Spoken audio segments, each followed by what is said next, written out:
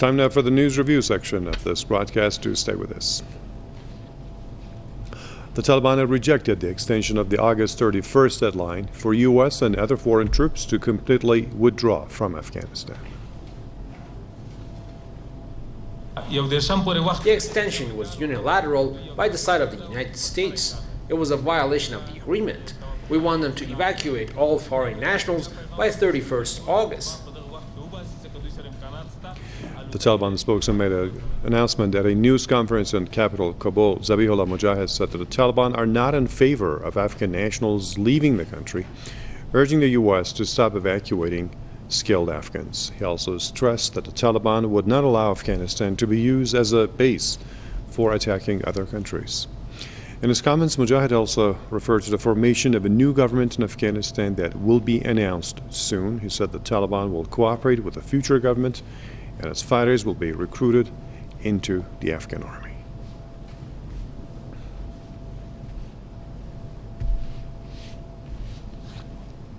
Now let me invite a couple of guests. We have Amin Alami, our correspondent in Afghan capital Kabul. Also, Mike Harris, editor of the Veterans Today, is joining us out of Phoenix. Good to have you both, gentlemen. Let's go to Kabul. Amin, walk us through the latest situation there. What's going on there? Well, Behrouz, the situation is complex there in Afghanistan, despite there are also some many people who are optimistic about the ongoing political developments in Afghanistan, mainly former Afghan government officials and Taliban members, especially their top leaders and military commanders. The Taliban spokesman Zabihullah Mujahid in his recent press conference insisted on the strong will of the Taliban in order to build a strong national army in Afghanistan. That is why Mujahid is stressed that the Taliban is not after waging further war in Afghanistan. That is why they have so far not launched any offensive on the Panjshir province in north of Kabul, where nearly 10,000 armed men are stationed under the leadership of Ahmed Massoud, who is leading the second resistance front in northern Afghanistan. However, Mujahid says that we are optimistic that and that the negotiations between the both sides have so far been fruitful, and we hope that Afghanistan will see the establishment of an inclusive government.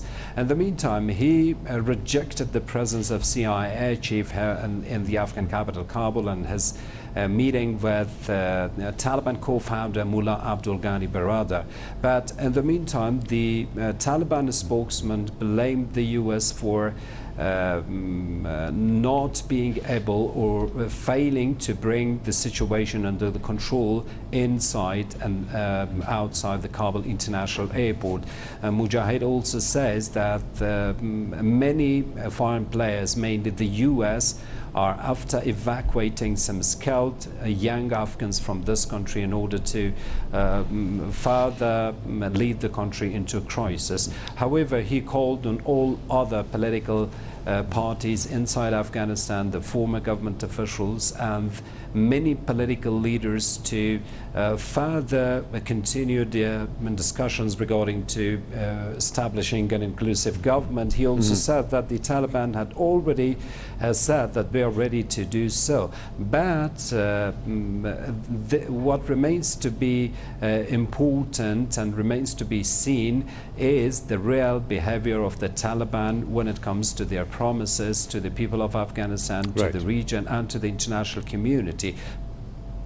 Okay, now let me turn to Phoenix and ask Mike Harris his initial comments. First, to begin with, the assessment of the U.S. troop withdrawal from Afghanistan, how he looks at it, and also this chaos that they are blaming each other for, Taliban blaming the U.S. and vice versa.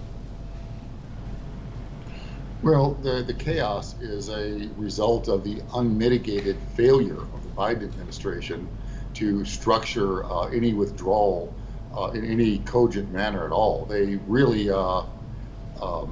screwed this up big time. And so I have to blame this on Biden, not on the Taliban. This was a Biden's failure. It's the Joint Chief of Staff of the U.S. military's failure to not tell Biden that we needed to keep Bagram Air Base open for a more orderly exit from Afghanistan. I would also urge the U.S. at this time to focus on getting U.S. citizens out of there as their priority over Afghan citizens. Afghanistan does not want to lose their intellectuals. They do not want to lose a lot of these people. But the people that the U.S. is bringing out, you have to realize, were part of this extremely corrupt government that the U.S. has been supporting for the last 20 years. And that's not really the quality of individual that we want to be importing into the United States right now. These are the people who were responsible for the theft of billions of U.S. dollars, that misspent money intended for schools and hospitals, that just pocketed it and that never got built, and the people who were behind the opium trade. So these are not really the class of people that we want. Many of these interpreters we had private agendas. That they were using the U.S. military to take out personal vendettas against other tribes and other people within the Afghan community. So these are not good, clean people that the U.S. is looking to export out of Afghanistan and immigrate into the U.S. We need to focus on U.S. citizens first and foremost. That would be my recommendation to the Biden administration at this time. Right. Mike, given the fact that there is going to be a new government and a new administration in place in Afghanistan, maybe it's called the Islamic Emirate of Afghanistan, and that's under the Taliban. Now, what kind of a future relationship would you depict between Afghanistan under the Taliban and the U.S.? Well, what I would recommend it would be for the U.S. to recognize the new government and be among the first to do so. And as a condition of recognizing the new government is ask the new government to stay neutral, to not make alliances with India or Pakistan or China or Russia, but to be a neutral, independent government, and to for the U.S. to be among the first to recognize them, try to bury the ill will that has built over 20 plus years, and try to begin new from a point of friendship and cooperation. And try to assist the new government in reconstructing the country and to developing mineral resources so that they can build a legitimate economy and not rely on the opium drug economy. So if the Biden administration was smart, I'm not saying they are, but if they were smart, they would recognize the new formed Afghan government and try to establish diplomatic relationships, and then build the relationship from there, brand new. Just start everything over, hit the reset button, and begin anew. Okay, thank you very much for that. Amin Alamia, correspondent in Kabul, and Mike Harris, editor of Veterans Today in Phoenix, joined us with their contribution. And that's it for this edition of the News Review.